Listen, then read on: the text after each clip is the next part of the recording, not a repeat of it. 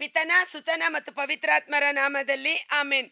ಮಹಿಮೆಯ ಅರಸನೆ ನಿನ್ನ ಆತ್ಮದಿ ಆರಾಧಿಸುವೆ, ಪರಲೋಕ ರಾಜನೆ ನಿನ್ನ ನಿತ್ಯವೂ ಆರಾಧಿಸುವೆ.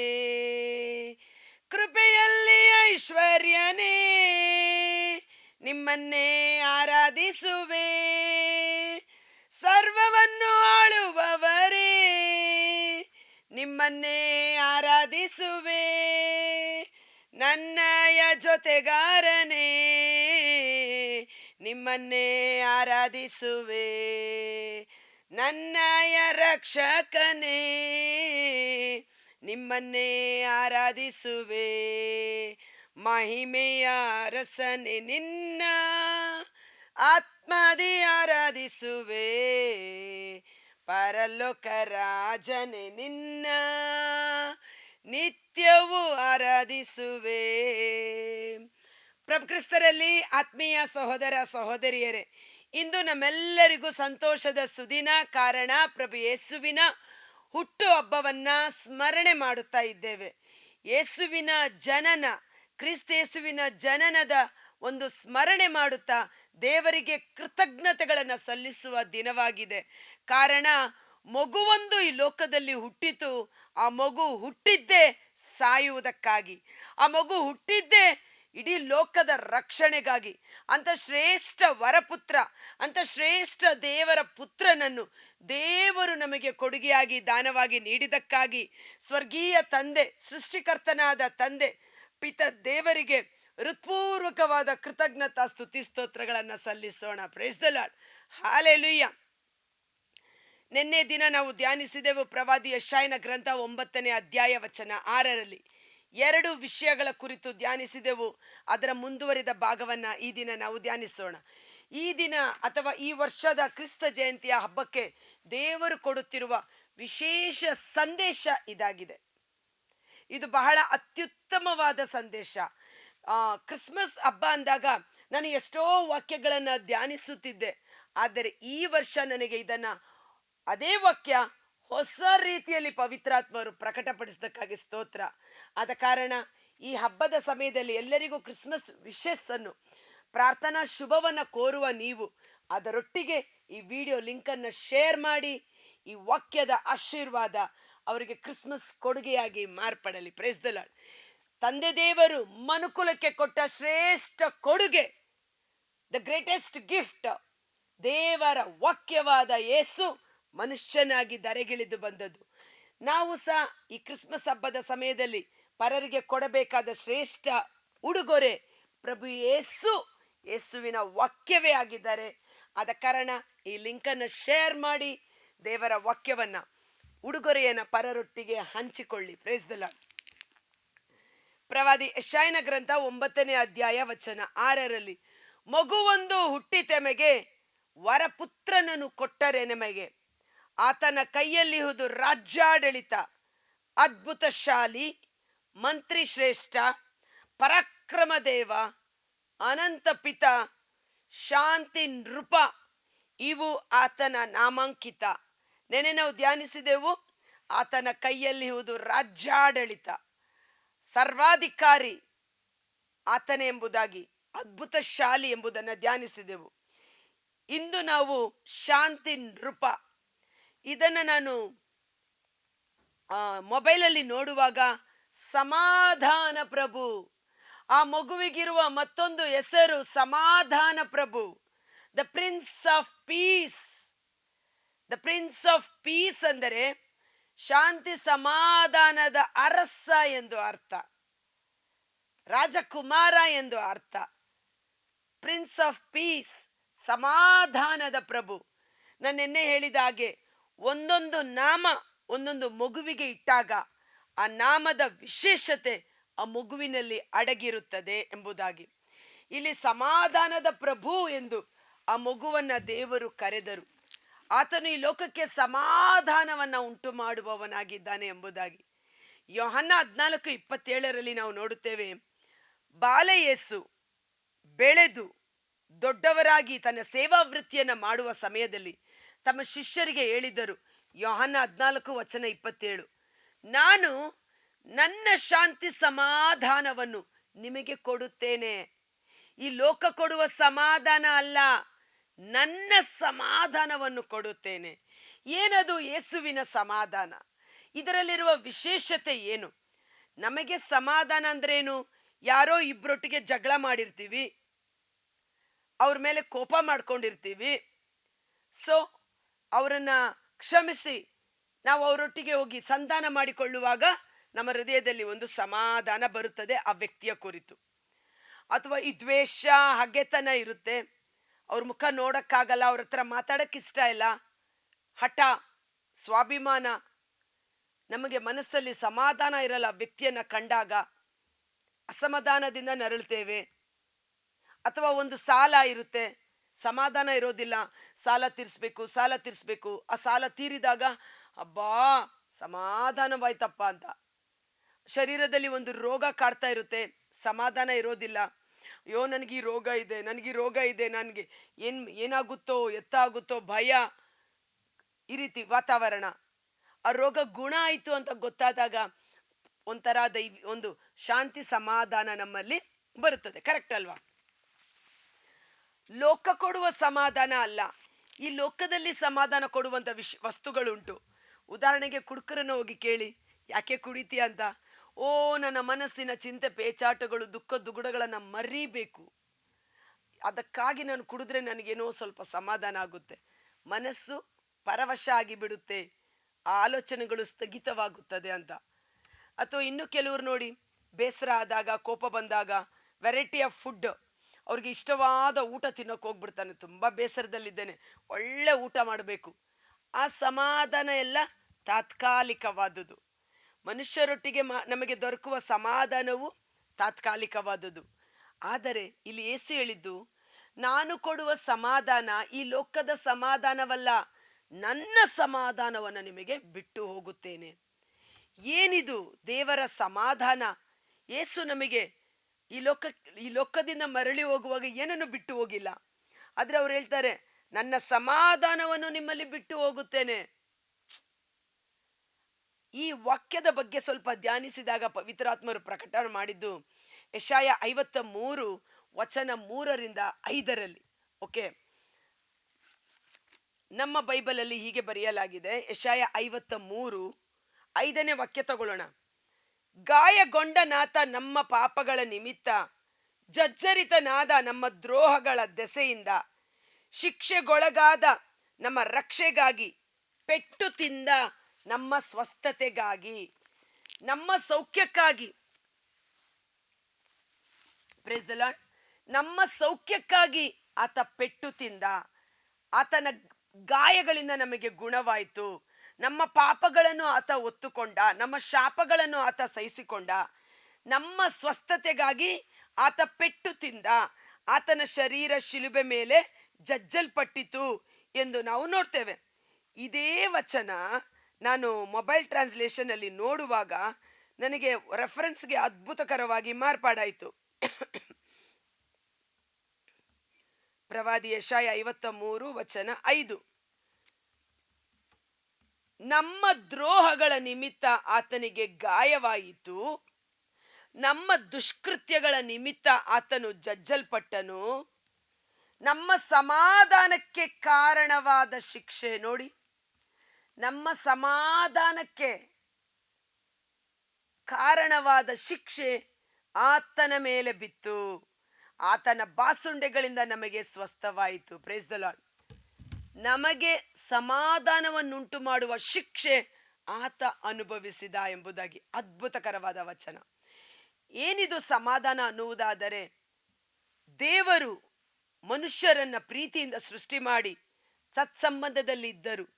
ಯಾವಾಗ ಆದಾಮ್ ಮತ್ತು ಹವ್ವ ಪಾಪ ಮಾಡಿ ದೇವರ ಸತ್ಸಂಬಂಧವನ್ನ ತೊರೆದು ಏದೆನ್ ತೋಟದಿಂದ ದೂರವಾದರು, ಅವರ ಜೀವನದಲ್ಲಿ ಸಮಾಧಾನವಿರಲಿಲ್ಲ. ಅವರ ಪಾಪ ಸಂತತಿ ಸಂತಾನ ತಲೆಮಾರುಗಳವರೆಗೂ ದಬ್ಬಾಳಿಕೆ ನಡೆಸ್ತಾ ಇತ್ತು. ದೇವರು ಎಷ್ಟೋ ಬಾರಿ ಇವರನ್ನು ಕ್ಷಮಿಸುತ್ತೇನೆ ಎಂದು ಅವರನ್ನು ಕ್ಷಮಿಸಿ ಪ್ರವಾದಿಗಳ ಮೂಲಕ ಅವರೊಟ್ಟಿಗೆ ಮಾತನಾಡಿ ಅವರನ್ನು ಪ್ರೀತಿ ಮಾಡಿದರೂ ಸಹ ದೇವರು ಎಷ್ಟೋ ಸಮಾಧಾನ ಮಾಡಿಕೊಂಡು ತಾನೇ ಬಂದರೂ ಸಹ ಪದೇ ಪದೇ ಮನುಷ್ಯ ಪಾಪದಿಂದ ದೇವರಿಗೆ ದ್ರೋಹ ಮಾಡಿ ದೇವರ ಕೋಪಾಗ್ನಿಗೆ ಗುರಿಯಾಗುತ್ತಿದ್ದರು. Praise the Lord. ನಾನು ಅವಾಗಲೇ ಹೇಳಿಲ್ವಾ, ಒಬ್ಬರೊಟ್ಟಿಗೆ ನಮಗೆ ಇಬ್ಬರು ವ್ಯಕ್ತಿಗಳ ನಡುವೆ ಜಗಳ ಆದಾಗ ನಮಗೆ ಆ ವ್ಯಕ್ತಿಯ ಮೇಲೆ ಕೋಪ ಇರುತ್ತೆ, ದ್ವೇಷ ಇರುತ್ತೆ, ಹಗೆತನ ಇರುತ್ತೆ, ಸಮಾಧಾನ ಇರೋದಿಲ್ಲ, ಸಂಧಾನ ಆಗೋದಿಲ್ಲ. ಆದರೆ ದೇವರಿಗೂ ಪಾಪಿ ಮನುಷ್ಯರ ನಡುವೆ ಈ ಸಂಧಾನದ ಕಾರ್ಯ ಯಾರಿಂದಲೂ ಮಾಡಲು ಸಾಧ್ಯವಾಗಲಿಲ್ಲ. ಹೋತ ಕುರಿಮರಿಗಳ ರಕ್ತ ದೇವರನ್ನು ಸಮಾಧಾನ ಪಡಿಸಲು ಸಾಧ್ಯವಾಗಲಿಲ್ಲ. ಹೋತ ಕುರಿಮರಿಗಳ ಬಲಿ ದೇವರಿಗೆ ತೃಪ್ತಿಯನ್ನು ತರಲಿಲ್ಲ. ಆದರೆ ದೇವರ ವಾಕ್ಯ ಹೇಳುತ್ತೆ, ಕೊಲೆಸ 1:20, ಕೊಲೆಸದವರಿಗೆ ಬರೆದ ಪತ್ರ 1ನೇ ಅಧ್ಯಾಯ ವಚನ 20, ಶಿಲುಬೆಯಿಂದ ಆತ ಹರಿಸಿದ ರಕ್ತದಿಂದ ಆಗುತ್ತಲಿದೆ ಶಾಂತಿ ಸಮಾಧಾನ.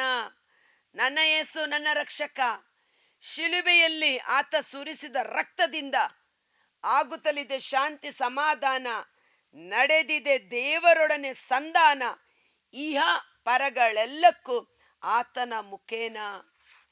ಪ್ರಭು ಯೇಸು ಕಲ್ವಾರಿ ಶಿಲುಬೆ ಮೇಲೆ ಸುರಿಸಿದ ರಕ್ತದಿಂದ, ಅದಕ್ಕೆ ಹೇಳಿದ್ದು, ಆ ಮಗು ಹುಟ್ಟಿದ್ದು ಈ ಲೋಕಕ್ಕೆ ಸಮಾಧಾನವನ್ನು ನೀಡಿ ಸಾವನ್ನು ಅನುಭವಿಸುವುದಕ್ಕಾಗಿ. ತನ್ನ ಮರಣದ ಮೂಲಕ ದೇವರಿಗೂ ಪಾಪಿ ಮನುಷ್ಯರಿಗೂ ಸಂಧಾನದ ಕಾರ್ಯವನ್ನು ಉಂಟು ಮಾಡಿ, ಯೇಸುವಿನ ರಕ್ತ ಸಂಧಾನದ ಕಾರ್ಯವನ್ನು ಉಂಟು ಮಾಡಿ ಇಹಲೋಕಕ್ಕೂ ಪರಲೋಕಕ್ಕೂ ಸಮಾಧಾನವನ್ನು ಏರ್ಪಡಿಸಿದೆ. Praise the lord.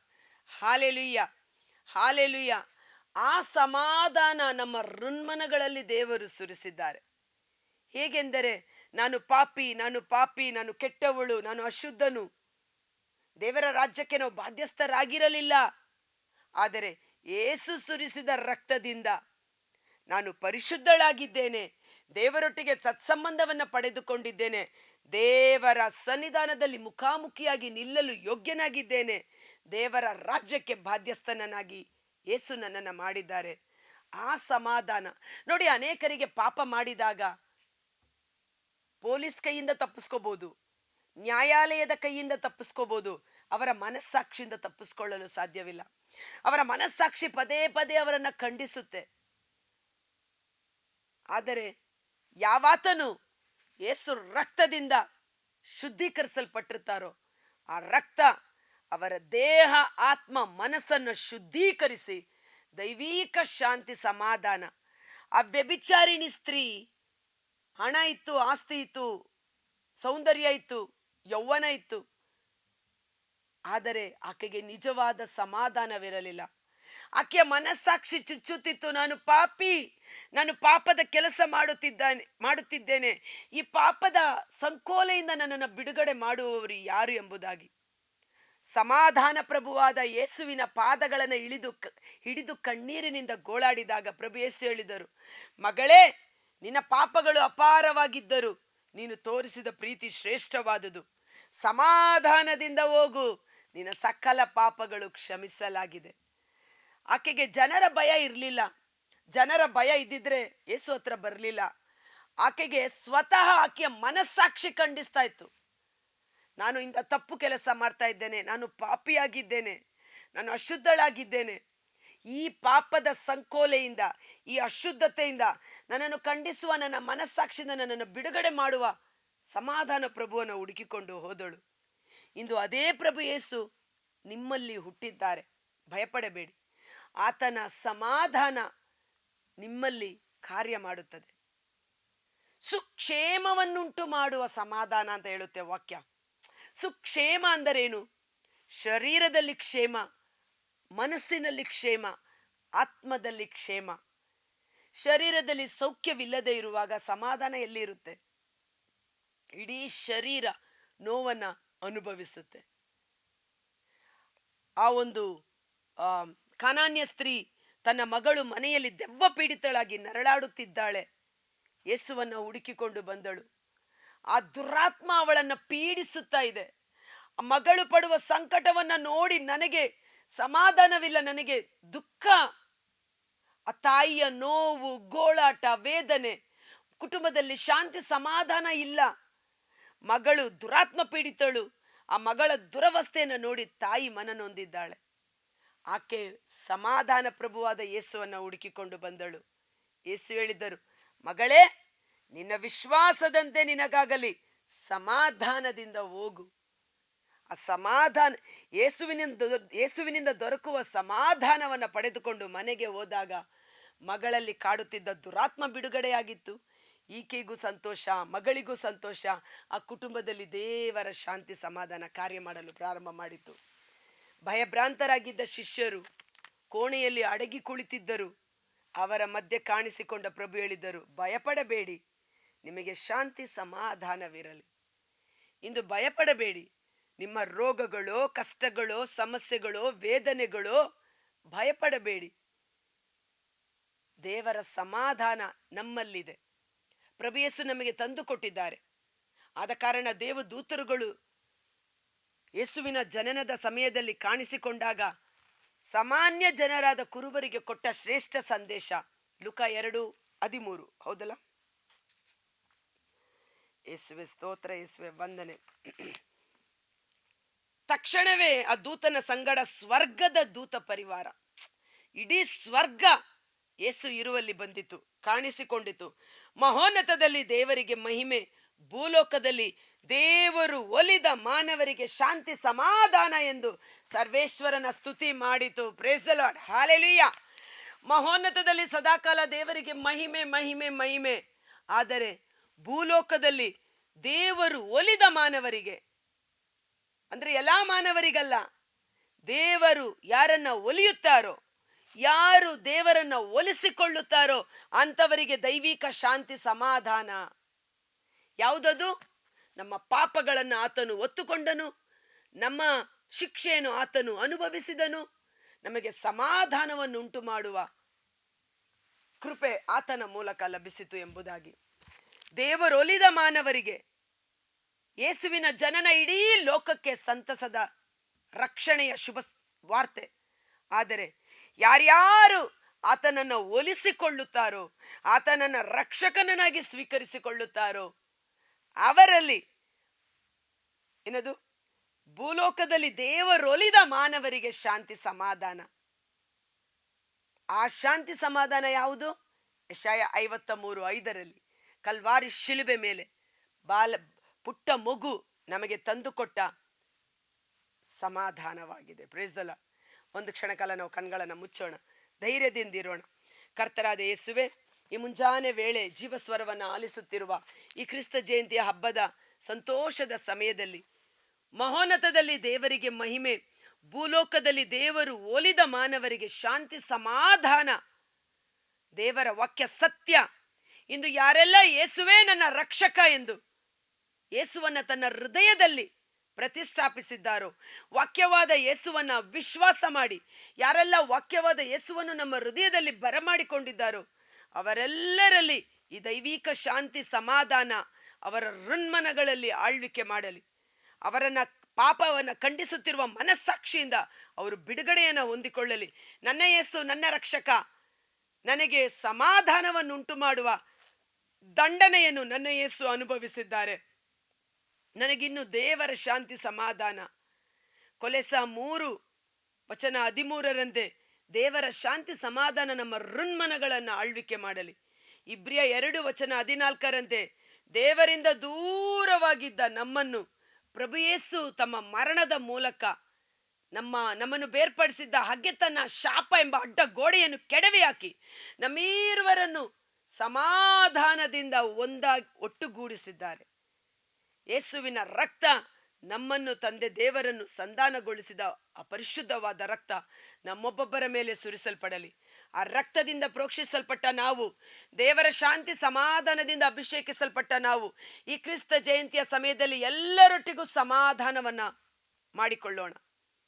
ಸಮಾಧಾನದಿಂದಿರಲು ಪ್ರಯತ್ನಿಸಿರಿ. ಎಲ್ಲರೊಂದಿಗೂ ಸಮಾಧಾನದಿಂದಿರಲು ಪ್ರಯತ್ನಿಸಿರಿ. ನಮ್ಮೊಳಗೆ ಬಂದಿರುವ ಸಮಾಧಾನ ನಮ್ಮ ಮುಖಾಂತರ ಪರರಿಗೂ ಹಂಚಲ್ಪಡಲಿ. ಈ ಕ್ರಿಸ್ತ ಜಯಂತಿಯ ಹಬ್ಬದ ಸಮಯದಲ್ಲಿ ದೇವದೂತರು ಹೇಳಿದ ಮಾತು, ದೇವರೊಲಿದ ಮಾನವರಿಗೆ ಭೂಲೋಕದಲ್ಲಿ ಶಾಂತಿ ಸಮಾಧಾನ. ಪ್ರಭು ಯೇಸುವಿನ ಶಾಂತಿ ಸಮಾಧಾನ ನಮ್ಮ ಹೃನ್ಮನಗಳಲ್ಲಿ ಕಾರ್ಯ ಮಾಡಲಿ. ನಿಮ್ಮ ವಿಶ್ವಾಸದ ಫಲವಾಗಿ ಪ್ರಭು ಯೇಸು ನಿಮ್ಮ ಹೃದಯದಲ್ಲಿ ಜನಿಸಲಿ. ಅವರ ದೈವಿಕ ಶಾಂತಿ ಸಮಾಧಾನ ನಿಮ್ಮ ಹೃನ್ಮನಗಳಲ್ಲಿ ಆಳ್ವಿಕೆ ಮಾಡಲಿ. ನಿಮ್ಮ ಜೀವನ ವಿಶ್ವಾಸದಲ್ಲಿ ಬೇರೂರಿ ಪ್ರೀತಿಯಲ್ಲಿ ನೆಲೆಗೊಂಡಿರಲಿ. ಪವಿತ್ರಾತ್ಮರ ಕೃಪಾವರಗಳಿಂದ ಅಭಿಷೇಕಿಸಲ್ಪಡುವಂತೆ ಯೇಸುವಿನ ಅದ್ಭುತಕರವಾದ ನಾಮದಲ್ಲಿ ಪ್ರಾರ್ಥಿಸಿ ಬೇಡಿ ಹೊಂದಿಕೊಳ್ಳುತ್ತೇವೆ. ಆಮೆನ್. ಯೇಸುವಿನ ಸುವಾರ್ತೆ, ಇಗೋ ರಕ್ಷಕನು ಜನಿಸಿದ್ದಾನೆ ಎಂಬ ಸುವಾರ್ತೆ ಲೋಕದ ಕಟ್ಟ ಕಡೆಯವರೆಗೂ ಸಾರಲ್ಪಡಬೇಕು. ಅಂತ್ಯ ಬರುವುದು ಅನಂತರವೇ. ಈ ವಿಡಿಯೋ ಲಿಂಕನ್ನು ಶೇರ್ ಮಾಡಿ ಆಶೀರ್ವಾದವನ್ನು ಹೊಂದಿಕೊಳ್ಳಿ. Thank you. God bless you.